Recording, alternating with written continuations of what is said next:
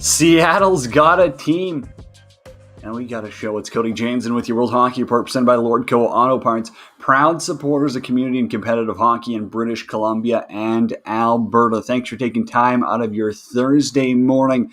Special show for you. We decided to push it back from the typical Wednesday. Said, hey, they're going to draft a team. We got the schedule coming out tonight. Let's split the difference. Let's go in the middle. We'll recap the draft. We'll preview the schedule. All of that coming up here on World Hockey Report. Got to tell you, it's brought to you by Lordco Auto Parts, a Canadian-owned and operated company, proud supporters of community hockey programs. Lordco, been a household name, community since 1974, and trusted place to shop for aftermarket auto parts, truck accessories, RV supplies, and even camping essentials. After over 85 stores in BC and Alberta, they wanted the cup to come home. Didn't happen. Still, they're cheering for one of the most storied franchises in the league. Visit a Lordco Auto Parts location today for knowledgeable service and quality auto parts. To learn about the latest in-store promotions, the variety of products and brands available, the range of services offered, or find a store near you, visit lordco.com. We got a big show for you lined up, and we want to hear back from you. So hit us up in the chat anytime you're watching, anytime you got a thought, any questions you might have. Let us know. About 40 minutes. We'll talk NHL signings. There's a lot of some news breaking on Zach Hyman this morning. We'll dive into that. Adam Larson says bye to Edmonton. He wanted out. 20 minutes. You break down the Seattle Kraken roster. I want your thoughts, top to bottom, everything you're thinking right now. Hit us up on World Hockey Report, and we're going to start it off here. Stephan Killinyan. Don't want to botch that one too bad, but he's from Quack Stats. He's the man. You know him all the time on Twitter at Quack Stats. We're taking his stuff. What is going on, man? How's it happening? Hey, Cody. Thanks for having me on. Doing pretty well. How are you? I'm doing great. Anytime you get to talk hockey. Plus, we got a new team in the NHL. So, yeah, pretty thrilled about that. Now, I mean, we won't read off every single draft pick that Seattle had. I'm sure we'll touch on a few of them here and there. But I want to get your overall grading on Ron Francis today. I think he did all right. I don't want to be too harsh on him. You can see the direction he's looking for. He's not trying to build the next Vegas. He's doing his own kind of thing. So only time will tell. He's going young. He's going flexible. He has a lot of cap space to work with, and he has a lot of options going into this offseason. Obviously, the D is his strong suit here. And one guy we were talking about beforehand is Mark Giordano. How key is he going to be? Because he's past his prime. I think that's a pretty obvious answer. But again, you need a leader, especially when they drafted so many young players. Exactly. I think that's exactly what they were going for. They know that he's probably not going to be there once all their players turn into NHL studs. So they're looking for somebody who's going to be there in this early stage to take them to that next step very early on. And I think that's a great choice. Mark Giordano, he got drafted for the first time in his career, so that was good on him. That's a great guy. That's a great comment. I had a good chuckle at that. So, okay, I'm going to call you a Western kid. I mean, we call that stuff here with the Dub guys. You're out West as well. They really went heavy on those WHL kids. I mean, I'm not overly surprised, but I feel like there's also a different team makeup that you need in the Western Conference still. Did you see that with how they drafted, where maybe they shied away from a little bit of extra skill and went with some big, heavier guys? Curtis McDermott from the LA Kings is a big one. I really liked watching him. Him and Nicolas Deslauriers from the Ducks, they went at it a couple times. Every time Kings and Ducks would play, it became almost a tradition. They would just drop the gloves on site anytime they're on the ice together. And, his analytics aren't too well, but he's the kind of player you need in the West especially. You need some of that meat and potatoes, and they get it with Oleksiak too. I know they were joking he's the heaviest player in the league. I don't think he's got Reeves on that aspect. But again, you bring in Adam Larson as well. Edmonton's arguably their best actual defender. I mean, I think he's better in his D zone than Darnell Nurse. That's not saying too much. But again, You bring in some pretty quality pieces. I guess I don't know if Larson's officially on the team yet. We might have to wait until like 1 o'clock today or something like that. But again, they're really building around that back end. One of the guys as well, and I know you've pumped his tires a little bit with Quack stats, is Jeremy Lauzon in Boston. I believe I saw a graphic a while ago with the Boston Bruins, and I think he's got some pretty good analytics. Maybe I'm completely wrong here, but I would beg to bet I'm right here. What's your thoughts on Lozano from Boston? Yeah, I haven't seen him watch too much. I don't watch the East Coast as much unless playoff time comes around. But I think he's a pretty good kid. Decent pick from them. And they get Carson Soucy as well from Minnesota. And I remember seeing your I'm big graph on with, him. yeah, I remember seeing your graph with Dumba, and he wasn't far off. He's a $2.75 million defenseman who's going to be able to fill a big role. Yeah, I'm really big on him. I'm really big on the entire Minnesota Wild decor.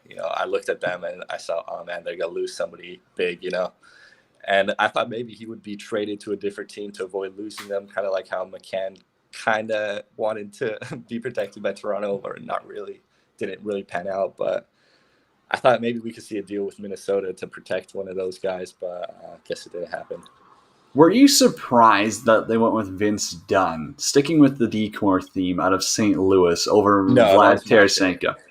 That was my pick. Tarasenko's kind of risky, and especially once you saw the kind of picks that Seattle was doing all throughout, like their kind of the team they were building. I think Vince Dunn made the most sense. Tarasenko, they can work out a trade if they really want him. I think he's still available to 31 teams, so I don't think that door is closed for Seattle if they really want to go for it. Now, I'm going to argue with that, Stephen, and I want your thoughts here. Is Vincent Dunn more valuable than what you could get in a Vlad Tarasenko trade right now? Is he more than could you get I'm thinking you can get a first for Tarasenko. That's not anything crazy. A first and a good prospect. Is Vincent Dunn more valuable to your team on day one of the NHL season when you're Seattle, especially with how they built their team? They're not going to be that good right now as it stands. Is he more valuable than draft assets and prospects that you could get for Vlad Tarasenko? Of course not. Of course not. I think Tarasenko is always going to be the guy you want, but the key is liquidity. Then if you take Tarasenko, then the onus is on you to flip Tarasenko if you don't want him on your team to get those assets. I don't think that comes easily, and I think the Blues were having a little bit of trouble getting rid of Tarasenko before the draft. So maybe Seattle saw that and say, hey, I don't want to have to deal with the issue of having to flip this, having to get assets for this, or having him on my team right now. And I'm not sure if that's the direction they want to go to. So I think just situation-wise, it makes sense to skip over Tarasenko right now. That does make sense, and that's the thought in my mind. And I'm not going to take a shot at Russian mentality as much as maybe others will. But again, you see, Washington had trouble. I mean, they would love to dish off Kuznetsov and Samsonov if they could, and they can't. People understand what they're getting. They're not fully checked in. They're not fully engaged. I don't think we see Tarasenko make an impact in the NHL ever again. That's that, and I get it. He's a great player. He's done. He's had his surgeries. He's going through his attitude issues right now. He's going to play a couple more years, get paid, get bought out, go back to the KHL. That's what I'm assuming. I don't know the guy. I'm not trying to take a shot at him personally. That's just my thoughts, and that's why his trade value is so low. Yeah, it could be. And, you say that about Tarasenko. I'm kind of thinking about Jack Eichel. He's a lot younger. He's a lot more talented. But, the Ducks have been heavily linked with him, and that's kind of a risk you take with a guy. You're not sure what a new environment will do to somebody. You don't know how they'll react mentally to it. And that's a risk that whoever takes Tarasenko will really – that's a risk that they'll have to go in knowing that he could not be the same Tarasenko. He could not be the same Jack Eichel he was before. So it's kind of high risk, high reward. That's I a don't fair way want to to. bash on the Russians too much. Kucherov and Vasilevsky and Sergachev with the Tampa Bay Lightning. They were a big part of that cup, and you saw the trio in Washington as well. Russians, giving them a cup too. So you never know what you're going to get with the Russians, especially in this draft, the upcoming draft too. There's a couple Russian names on there. You don't know where they're going to go. You don't know how big of a risk with Kaprizov too. You don't know what kind of risk people want to take. So just after the bubble situation, and I was talking with an NHL scout. He's been doing it for 10 plus years. And I mean, his exact words were with Russians, they're high risk and they're high reward. But also, when they're winning, they're the best. When they're losing, they're the worst. Yeah. It's very tough to find a consistent 10, 15-year NHL player that's Russian. I mean, when you think of it right now, you're thinking of Ovechkin. There's not many others that come to mind. So hey, when you're winning, they're the best. When you're losing, you can't get rid of them quick enough. And that's that's not exactly my terms. That's coming from people who work in hockey ops. Now I wanted to talk about the goaltending because this is one Vanacek, Driedger, Decord. No way that's their trio going into opening day, is it? Could be. Driedger's pretty good. Vanacek could be a good backup, maybe a starter. If you give him an opportunity, you never know what you're going to get. People thought Fleury was done in Pittsburgh, when he wasn't even starting in the 2 cups they won, and now he's winning a Vezina. You never know what you're going to get with goaltending, especially how inconsistent some goalies are. Might as well be. I think they could give him a shot. Both of those kids deserve a shot, I believe. And then if halfway into the season, it's not where they want to be, I think that's when Seattle looks to make a trade. Now, Adam was getting into it with Sens fans, and this was, he took a little jab at Joey Decord. I think it's all fair. I didn't think he had that good of a season, and, watching him, especially against Edmonton, those are the main games I got to see, and he got lit up. He did not look like an NHL caliber goaltender. Sure, he finished with an 8.97. You can say, okay, that's average, but again, I don't see this being a backup goaltender in the NHL for a long period of time. Maybe he develops into it. I get it. He's still got some time. And then with Vanacek, at best, you're maybe getting a 1B. You're maybe getting a Peter Mrazek. I don't see much more happening for that. Obviously, Washington had all their eggs in a basket with Samsonov, so as soon as they could get Vanacek out of the net, well, once he pulled his groin, I guess. But, they're... I haven't seen enough from Vanacek to make me think that, hey, this is a guy with starter potential at the National Hockey League. And then for Driedger, we're talking about a guy who was playing in the Coast a few years ago. He's had a couple of, good stints. So did Andrew Hammond. I'm not saying he's that bad by any means. But again, he played 23 games last year. They didn't trust him in playoffs. They went with Spencer Knight and Bobrovsky over him. They did everything in their power not to play Chris Driedger in playoffs. That's what gives me red flags when it comes to him. Florida wasn't in there too long, right? How many games did they play? 6 against Tampa? Well, no, I know, and I understand that. But again, if this is a guy who they're going, hey, he has full NHL starter potential, this is the guy we need between the pipes to win a hockey game, they would go with him. I get it. Bobrovsky's the experienced option. But then you've got Spencer Knight, a kid who was playing in the World Juniors at Christmas time, and they're going, do we put the guy who had a 930 in the regular season in, or do we put in this kid who's played 4 NHL games? I don't know. Something doesn't sit right with me there, Stephen. Yeah, you never know. I think once you put him in the position, once you give him the confidence, you never know how he's going to react. Stephan Killinyan here from Quack Stats. I don't do any analysis on goalies. I stay far away from goalies. It's so hard to predict goalies. That's fair. Now, I unfortunately wore the pads growing up, played a little bit myself, so I'm probably the harshest critic on them. Again, if I'm not being fair, someone hop in the chat and let me know. Someone give us a comment at World Hockey RPT on Twitter. I'm on Twitter at Janner31. Stephan Killinyan, my guest here, Quack Stats founder. The Best the Web app is out as well. Check it out. Stephen, now when we look at forwards, you kind of brought up McCann as well. And, I think Kyle Dubas kind of had a genius move there. He gave up, Philip Hallander? Said he could keep his roster the same? That's a move that probably doesn't get the praise it deserves. Yeah, I think that was plan B. I think, to get a Jared McCann on a deal like that, I think it would be better off to keep him. I think with Fleury too, everybody's giving Bob Murray kind of like a slack for losing Fleury, even though we gave up Yanni Hakanpää, who's like a free agent now in a sixth, I think, or sixth or seventh. And so like, oh, we gave up a sixth to not have anybody taken on our team, And it would be a lot better if we re-signed Yanni Hakanpää as a free agent, because then it's like, oh, we didn't lose anything. But, once you make the trade, you got to lose somebody. But to lose Jared McCann, I think you could have done a little better there. Was there anyone, and I saw your Quack Stats breakdown on Instagram at Quack_stats, and you really broke it down as some of the top available players. Was there a couple of guys who you thought maybe would have gone? I think Schwartz might be a UFA. I remember him being on the list there. You had Eberle up high. You had McCann up high. Like, those guys obviously went. Was there someone who you thought should have gone and didn't?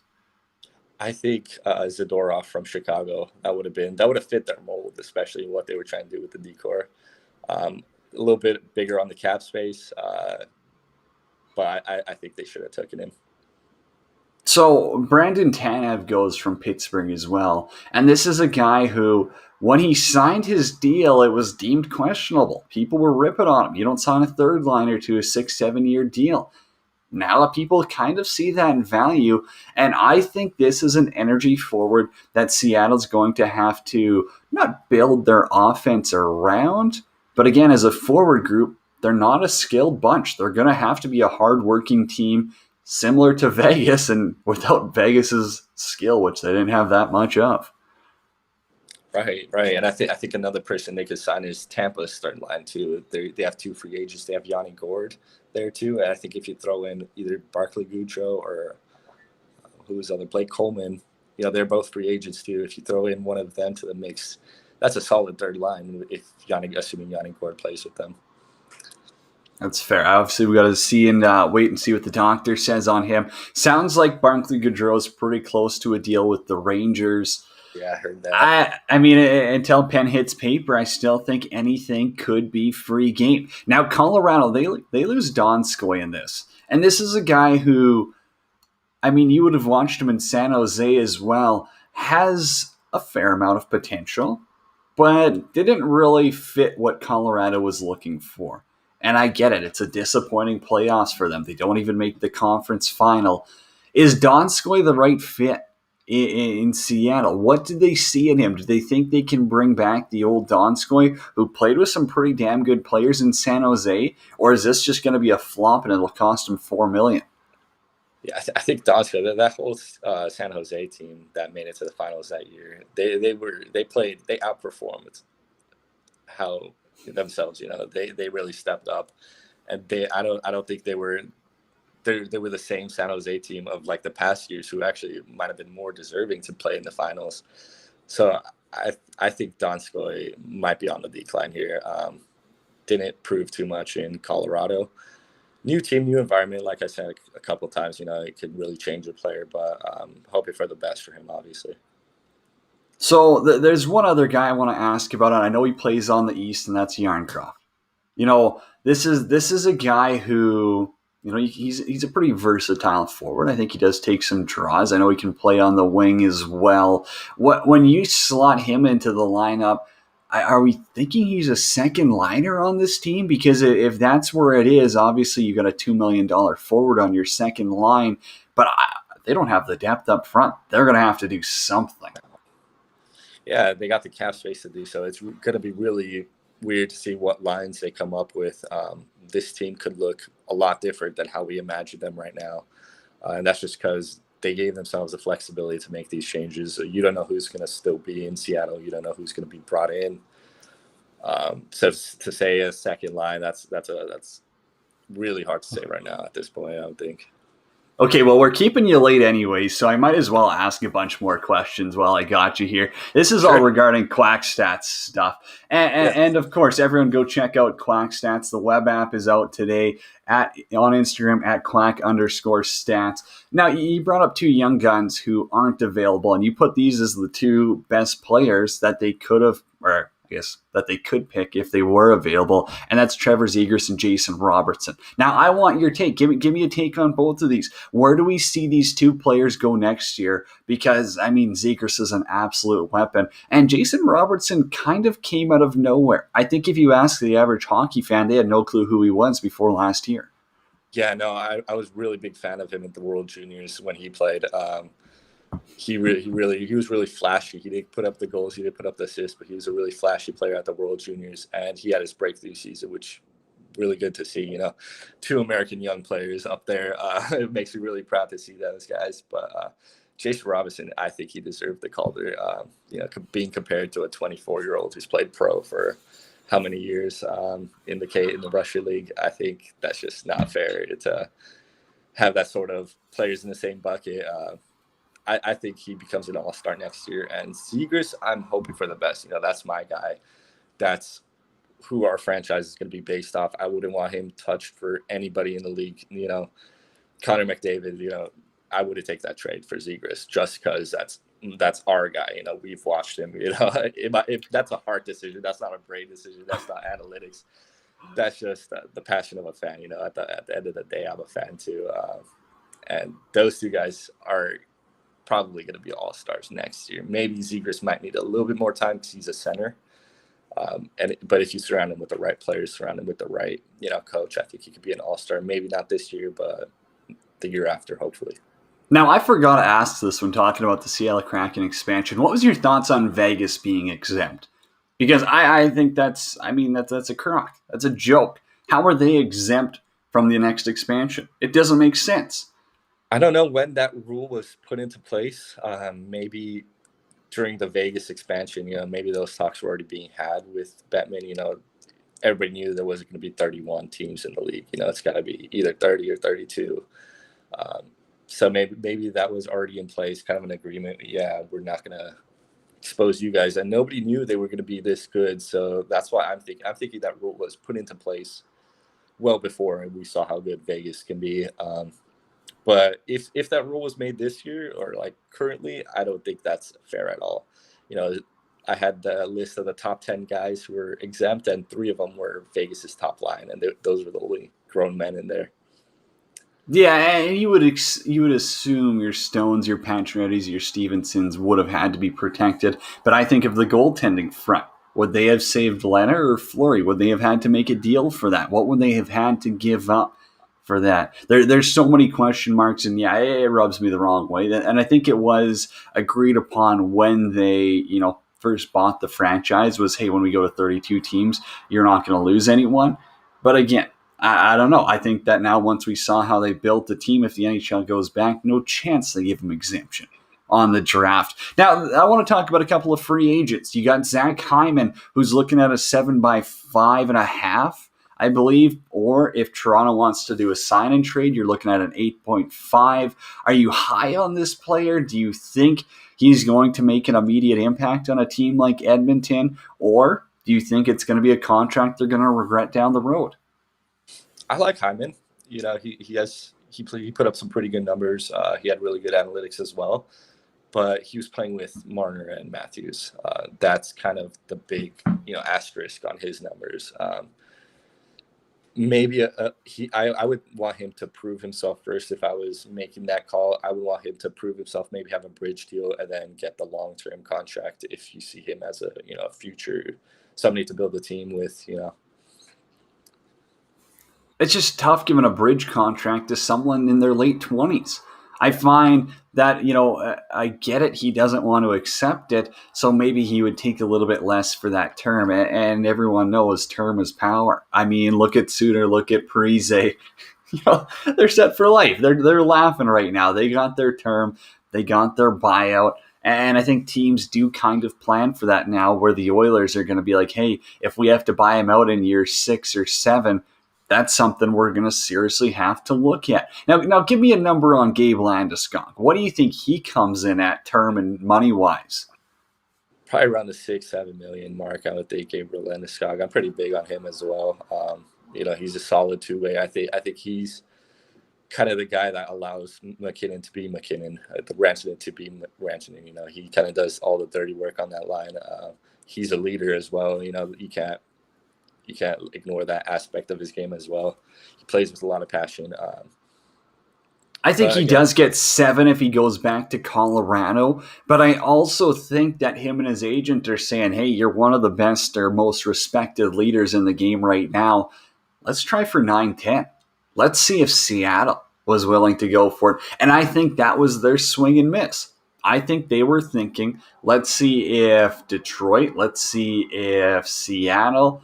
I don't think Arizona's going to be spending any cap space. But again, I think they were saying, hey, if we can get 10 or 9 on the open market on a 6-year deal, I'm sorry, Colorado. Maybe they're not as close to winning as a cup as we think. I think the best fit for him would be the New York Islanders. Honestly, he just kind of fits that mold perfectly, and I don't think they give him 9-10. He's not a goal scorer, though, and that's what they need. They need someone who can put the biscuit in the basket. And, Lou knows that as well as anyone. It probably didn't work out, that New Jersey trade last year, as well as they would have hoped. But I still think now that you take Eberle off the books, you got a free 5.5 there. Do they push for Tarasenko? Do they try get St. Louis to retain some salary? I don't know. I feel like there's multiple options for them to look at. Landeskog's not that pure goal scorer that I see them needing. They've got the leaders already in place for the Isles. Maybe I'm way off. I don't know. I'm going to give you pick one or the other here, A or B. I want Seth Jones or Dougie Hamilton. Who do you like? Dougie Hamilton. Yeah, without a doubt, Dougie Hamilton. Wrong. No? Wrong. You're a big Seth Jones guy? I don't know. And see, here's where I come into it, and the analytics people, they hate World Hockey Report for this. But from the eye test, I would want Seth Jones on my team. This is a guy who can play 55 minutes in a hockey game that goes 5 overtimes, and he makes it look effortless. He's just so good. He can play in all situations. He can play a consistent 26 a night. Like, this is just your dream defenseman. When you think about it, cutting down to 4 D-men in the third period, not an issue in the world if it's Seth Jones who you're paired up with. Do you think Dougie Hamilton, that's going to be an issue for Dougie Hamilton, though? I think he could be that guy, too. I think Columbus played him that much out of necessity. He did play well in those big playoff runs, with when he was logging heavy minutes. But, what has he done the past couple of years? I don't want to bash on the guy, but Dougie Hamilton, I think, is a really big stud. So I think Hamilton's good. I'm not saying I don't want Dougie Hamilton on my team. What I'm saying is I would rather have Seth Jones. And there's also a part of me, and again, I don't want to judge anyone's character. I don't want to start any rumors. I don't know Dougie Hamilton. But for him to be dished around to so many teams and for Carolina to say, hey, go talk to other ones.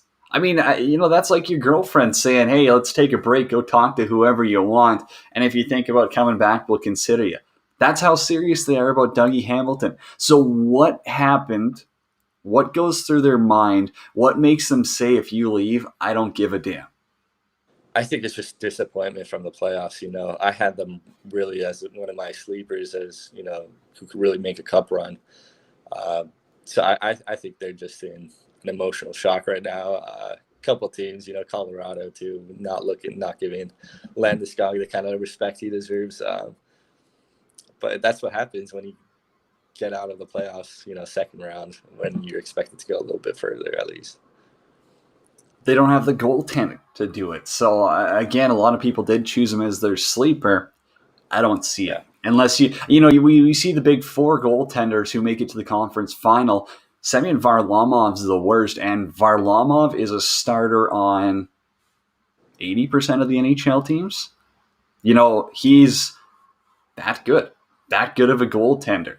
So, and he was the worst of the 4 by far. I don't even think it's a question. He was the worst goalie in the conference finals, and that's still a pretty damn good starter. Now, I got one more player to ask you about before we dive into Quack stats. I got questions about that still. But again, Duncan Keith comes to Edmonton.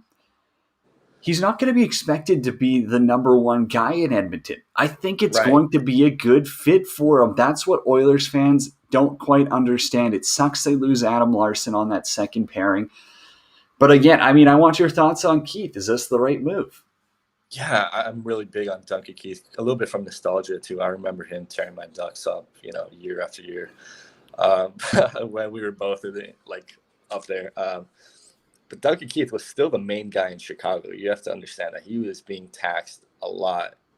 Playing heavy PK minutes, playing heavy, you know, top line opposition. I don't think he'll see that in Edmonton. I think they'll shield him, they'll protect him a little bit more, and he'll be, second, third line pair, probably a second pair guy for sure. He'll get less minutes, and I think for him at his age, that's the kind of environment he needs to be in. He can't be, carrying a team to the playoffs, and trying to at least. He needs to be kind of like a luxury, not a necessity kind of guy. From a leadership standpoint, he's huge as well. That's Yeah. one of the things that I like most about him. Now, hey, I want to dive into Quack stats a little bit. Stephan Killinyan, my guest here, Quack's next founder, and I want to talk about it because it's an analytics platform that obviously I use where I'm looking at something, I'm going, hey, I can't understand all these wacky charts, all these crazy things. So break it down for me how you really came about this being like, I want to provide quality information that's simple to understand and it's not too in depth, but it also gives you a very good breakdown of every team's roster and their players. Yeah. So actually, the reason I had a lot of time in college, a lot of free time for a bit. At that point, I wasn't able to play hockey anymore. So I still want to do something. I still have love for the game. So I decided to go into analytics, and I didn't like Corsi at all. Corsi was a big thing back then. Now we have a lot more like expected goals, stuff like that, where there's a lot more context added to the analysis. But Corsi was kind of like a blind, number being given to players, and I really had a problem with that. So I wanted to make kind of like an analytics that gave a little bit more context, a little bit more storyline behind it. I want to tell a story with the analytics. So I think that's what my app is really trying to do. Both my apps, it kind of tells a story. So there's three big pieces at the top. You got the, a scatter plot with all the players, and it's really how much time they spent on the ice and what impact they had while they were on the ice. And there's no like shots like Corsi. There's nothing like that. It's just goals and time. You know, how much time did it take for their team to score when they were on the ice, and how long could they play without giving up a goal? And that's just the basic fundamentals behind it. And everything is kind of based from that, source. And it's really just a storyline from there. So how I see it and why I like it, I guess, when we're talking about Quack stats here, is that I'm definitely an eye test person. I fully admit that, where I'm going, hey, my first thought on a guy is what have I seen from them recently? And it's not what have I read about them recently. But when it comes to Quack stats, I'm going, hey, I got to watch this player. How effective is his team when he's on the ice? It's not exactly, oh, who's he up against? How many times did they have a clean breakout? How many times did they do this? It's no. If it's 5-on-5, how's his team doing? Are they scoring when he's on the ice? What's his power play effectiveness? How much time is he getting on the power play versus penalty kill? That's what I like about the breakdowns. And so kind of talk a little bit about that and just how your line system works essentially, where it's a standard graph. It's easy for anyone to read. You don't have to have, an IQ of 1,000,000 to understand this. Yeah, that's exactly what I was shooting for. I was shooting for simplicity. It takes a little bit of time to understand what's going on just because there's a lot of things being thrown at you. But it's really, I think it's pretty simple to once you get a basic understanding to kind of, go further and further, go deeper and deeper. Um, and it's all based on the eye test. It's all based on, goals, like it's not based on shots. It's not based off zone exits. And before I released Quack Stats to the public for a year, I held it in just to make sure it passed the eye test. I was using my Ducks. I watched the Ducks and the Kings the most. And I did an eye test for a whole year. I was like, does this pass? Is this reflective of what's going on with my teams? And I felt so like, yes, it did. Yeah, this was accurately reflecting everything I was watching. So that's why I went ahead and felt confident to, show this information, spread this information to others. So I know when you first approached me, we kind of looked into it, and we spent about a month or so. You're like, watch the Oilers. Watch the Oilers and tell me how accurate these Oilers, the Quack stats that you're showing me reflect their play. And it was bang on. It was the guys who you're like, wow, they're having a really good impact. Your Darnell Nurses who are having a great season. Your Leon Draisaitl's, obviously Connor McDavid. The guys you expect to see at the top, they were right there. And then you see, maybe a William Legason struggled. Well, he's down here. It's like, that's exactly what we've seen in the first 2 weeks, and it's just bang on, man. That's what I can say about Quack Stats is it's what you're watching. It all relates, and maybe that's because I'm trying to see it. I don't think that's the case. So I think I'm saying, hey, this person looks good on the power play. What are his numbers like? Maybe it's just swing over to Quack Stats, see if we can get a little bit of a read on who's effective, who's not. I want to check out Caleb Jones. I want to see how his effectiveness is. And it breaks down everyone. That's what I like is you go through, from fourth, fifth liners to your third, fourth pair D-men. Yeah, my favorite part is the trend analysis that I have. That's the one I use the most. I don't think that one gets enough recognition from the analytics community. But I haven't seen this idea anywhere, but I really liked it. You see a guy's total for the season, and you don't really have a story of what happened in the season. Where a guy like Henrique, who had a lot of ups and downs for the Ducks, I looked at his trend graph, and it was spot on. He had kind of a dip. He got put on waivers, and then you could see his dip, and then he came back, and he reacted to that. He took it personally, and he made for like about a month. He really picked up his game, and then it kind of died down. And that's exactly the curves, like the trends you see. You see, this month he was doing all right. And then, later in the season, this happened. And, you get a whole story with that. And that's what I really like.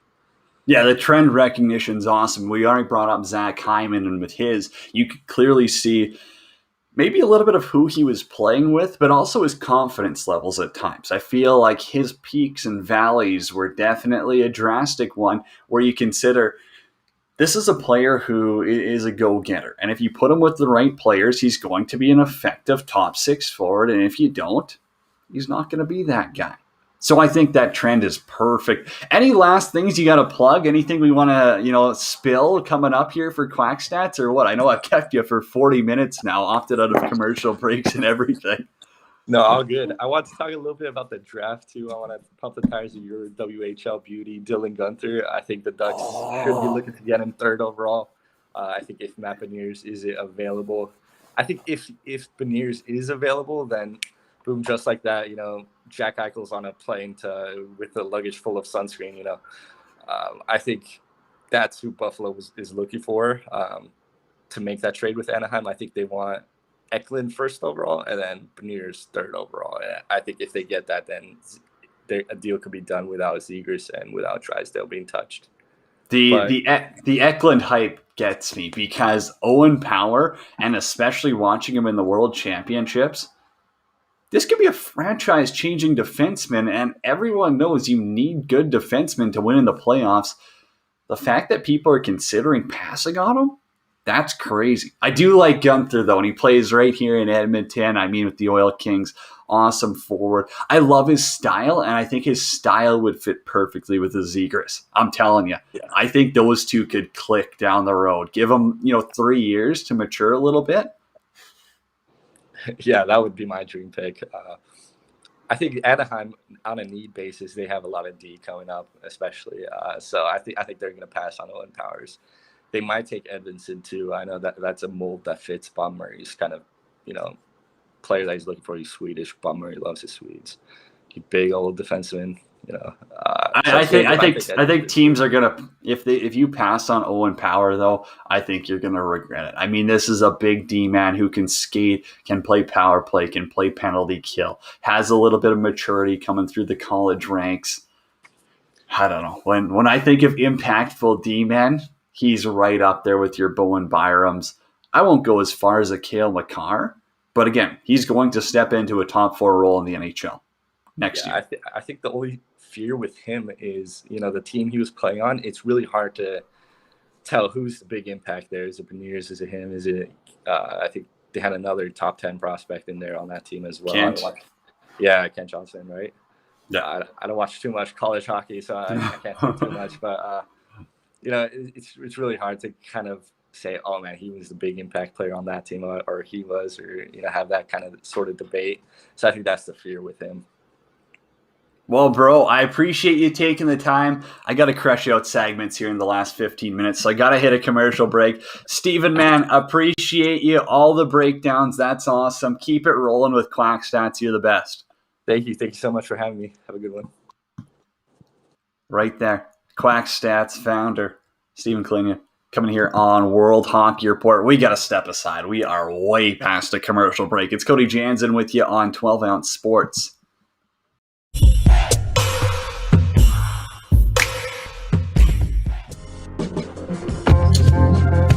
Lordco Auto Parts has been a household name in communities across Western Canada since 1974. Lordco is proudly Canadian owned and operated, and now they're in Edmonton. Carrying much more than just car parts, their newest store in St. Albert Trail Northwest has a huge selection of aftermarket auto parts and accessories. Visit them today for an exceptional customer experience or learn more about their products and services at lordco.com.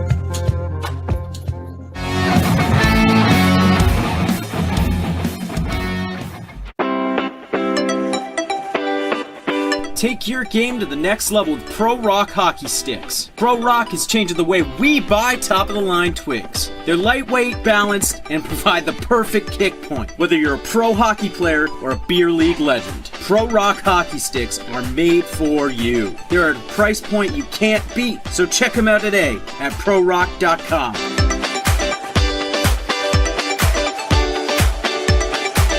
Play like a Pro Rock.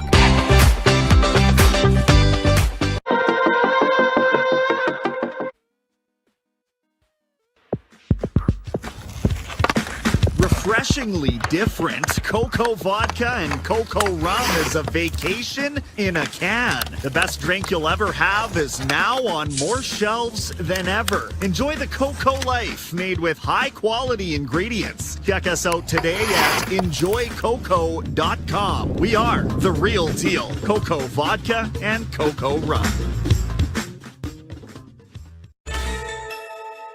Welcome to MyBookie.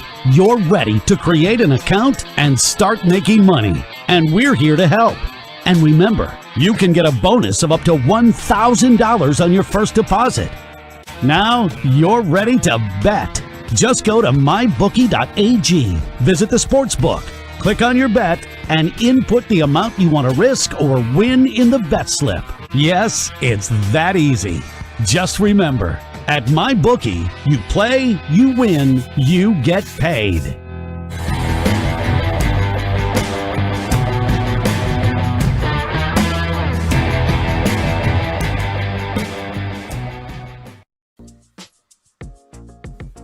Cody Janzen with you, World Hockey Report. Presented by Lordco Auto Parts, your one-stop car and truck parts and accessories store. Our last guest, Stephan Killinyan from Quack Stats, brought to you by Cocoa Vodka, Cocoa Rum. Not looking for a heavy drink in this beautiful summer weather. I see the sun shining again. It's awesome out there. Cocoa Vodka hits different, refreshingly different. Cocoa Vodka and rum. New tall cans there in Canada. Flavors are coming next. They're already in the States. It looks incredible. I got a taste test. Don't tell anyone, though. But it was great. Enjoy the Cocoa life with us. High-quality ingredients, no fillers, no beer bloat, no cheap liquor. Cocoa Vodka, Cocoa Rum. You will not be disappointed. And, of course, shout out to our friends at Pro Rock Hockey Sticks for some NHL news coming up here. You want the best twig in the game at the best price? Pro Rock Hockey Sticks. They've got you covered. Check them out today. prorock.com. That's PROROCC.com. Gotta struggle and follow them on social media as well. Hop in the chat, let us know your thoughts. Seattle Kraken draft, some upcoming signings. Alex Micheletti's in here already. Morning, buddy. What's going on? Hashtag free 10K. I should have had that up on screen here. I got to do that. I got to talk with producer James and get that one. Free 10K. That's got to go up on the screen. And I do got to break down some NHL news here for Pro Rock Hockey Sticks before I get into your thoughts. There's a lot of them coming in hot and heavy on Twitter. Let us know. Kraken signings. whatever you're thinking about. For the Rangers, Barclay Goodrow, they traded for his rights, obviously, and right now he's looking at a $3.6 million deal. 6 years per Elliott Freeman right there. Boston, they're closing in on Taylor Hall. It's going to be about approximately 4 years, $6 million, so that's $24 million total if my math serves me right. Quick thinking, yes, that's perfect. Edmonton, they're going to lock up 39-year-old, or maybe he's 40, Mike Smith, 2 years at $2 million. He was one of the best goaltenders in the league last year, but you need to find another guy. If you go into the season with Koskinen and Smith, we got a lot of conversations coming, Edmonton, but $2 million locked up into Mike Smith. He's going to be the 6th oldest player in the NHL, I think. Maybe. Depends, I guess, who comes back. If Marleau, Chara, those guys come back, he could be one of the oldest. He could be one of the oldest for sure. And then Adam Larson, he'll be signing a 4x4 in Seattle. He just chose that. He just said, hey, I don't see Edmonton winning anytime soon. Get me a change of scenery. I want out. He went through a lot in Edmonton. He had his tragic incident. You know, there's so many things that lead to it. Everyone speaks highly of Adam Larson. And end of the day, he just doesn't want to be in Edmonton. I think you have to accept that fact that some guys don't want to be in certain situations. Alex chimed in again, could Buffalo be handling this Eichel situation any worse? No, they couldn't. I mean, when it comes down to team doctors, you've seen how big of a gong show that can be with Vlad Tarasenko. And so for Buffalo, they're just killing Jack Eichel's value right now. They are not doing him any favors. We got to get him out to the West Coast. As Steven said, our last guest, let's get him in Anaheim. Let's get him playing with Zegras. Let's get him on some nasty power plays. You got the defenseman kid there, Drysdale. Let's get him on a team with some potential. I'm sorry, Delane's not that guy. Sam Reinhart's not that guy. They don't have a team that's anywhere close to winning. A couple other news points here for Pro Rock Hockey Sticks. The trade freeze, that's going to be lifted at 11 a.m. Mountain Standard Time, 1 o'clock Pacific. Are we going to see some side deals? There has to be. There has to be stuff that's released. Also, shout out to Frank Saravalli. He just absolutely ruined the NHL's day. Pretty much leaked every single pick. I love it. What's the NHL doing? What did they think was going to happen? Having them submit their player list 10 hours before this live show. That's supposed to be an unveiling. Do they not know what Twitter is? Or social media, how big it is? Do they not know who the insiders in the league are? That's just terrible planning. That's horrible planning. So I don't know what the NHL expected with that. Maybe they'll learn. It's kind of like Schefter ruining the NFL draft. They have to learn. It's got to be submitted seconds, minutes before. Or you just do it live on air. I don't know. You got to figure out a better way if you don't want situations like this to happen. And maybe they do want situations like this to happen because they know people are going to be talking about it all day and it's going to get more eyes on the show. Maybe. I didn't watch it. I saw some of the ESPN clips. It's funny. Call a team the Carolina Panthers. That's a hot start for ESPN. But again, I don't know what the NHL's goal is by having teams submit their selected players 10 hours before. There was no way it wasn't getting leaked. And also NHL schedule, that's going to be released tonight, I believe, 6 p.m. Eastern Standard Time. So that's about 4 if you're in the Mountain Standard Time, 3 if you're on the Pacific. It's going to include an Olympic break. Excited to see that. I think that's the appropriate thing. Will they actually go, though? That's a whole nother question. And so we put a poll at World Hockey RPT. So far, 62% of you have said yes. 38% say no. I'm leaning towards the no. I don't want to be a pessimist. That's just my honest thoughts. I don't think they go to the Olympics. Back to signing news now. Zach Hyman. He's working out a deal, Edmonton, Toronto. Who knows where it ends up? But right now it's looking like if it's a 7-year deal, it's going to be worth about $5.5 million. If it's an 8-year deal, it's going to be $5 million. So that would require a trade and sign. Maybe Edmonton sends him a 5th, 6th? I'm not sure. How deep can you get? Can you get away as the 7th? I don't think so. I think that probably, unless they're going to do them a favor and say, hey, you got to get our backs down the road. Maybe they do that. I really don't think that's going to happen, though. So, yeah, I mean, even this is per LeBrun here. 8 years. Might have to give up an asset. I don't know. I don't know if it's worth it. Maybe you just wait it out. Give them the extra $500K. Let me know your thoughts anytime at World Hockey RPT on Twitter. I also wanted to know some of your thoughts on the Kraken. Adam's asking about, hey, alternatives to Zach Hyman. Stop complaining. You need to win. You need to do something. And, I mean, I'm sorry, but forwards aren't the issue on this team. Now you lose Adam Larson and you bring in Duncan Keith. You probably don't have Tyson Barrie next season. The back end is what needs work on this Oilers team. We've talked about it for 5 years. I don't know when they're going to figure it out, but it's got to be sooner rather than later. I also asked you some hot takes. Seattle Kraken, how are they going to finish this season? So I'll rip through some of your answers quickly here. Michael Kaplan said they're constructed like a team that can make a playoff run, but lack the scoring right now to get them there. I fully believe that. He also brings up the cap space. They almost got $30 million in cap space. What will they do with that? Alex, I'm not going to pronounce your last name. I'm sorry, bud. Worse than Vegas in their first season. I think that's a given. Come on. Come on, Alex. Hit me with the better hot takes. Brad Erdman, best team to miss the playoffs in the left conference. Left conference? Western Conference? Pacific Division? Whatever you want to call it. Yemnek says, depends on what they do in UFA. I just believe he means free agency period. But my guess is mid-80 points, miss the playoffs, but competitive. If they can somehow get a true 1C, I think they can get into the postseason. Long-term looks good, though. Can Yanni Gord be that 1C? Could he? Maybe. I don't know. I don't... Who else they might land? Landeskog, that ain't no 1C. That's not a dead set face-off guy. Barrett says dead last, as does Stephen Gilbert. Word for word. Those two are on the same page. I don't know. Again, give us your thoughts. And we'll talk RPT on Twitter. I'm on Twitter at Janner31.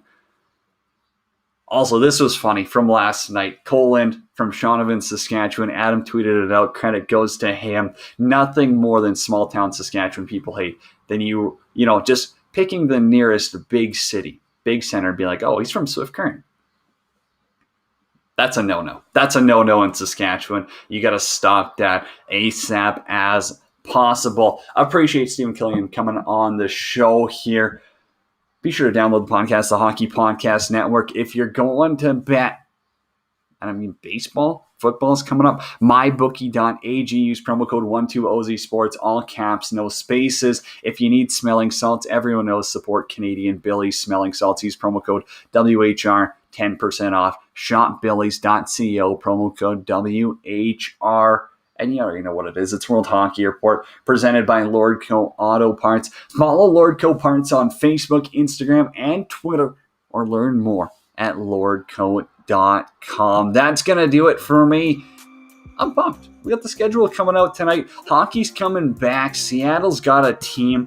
Everything is fine in the world. Of course, if you are going to be downloading the podcast, maybe you won't be watching it, but tonight, more lacrosse. Shout out Rebels, calling the games here, loving it. We got Tier 1 lacrosse all week on 12-ounce sports, the absolute best.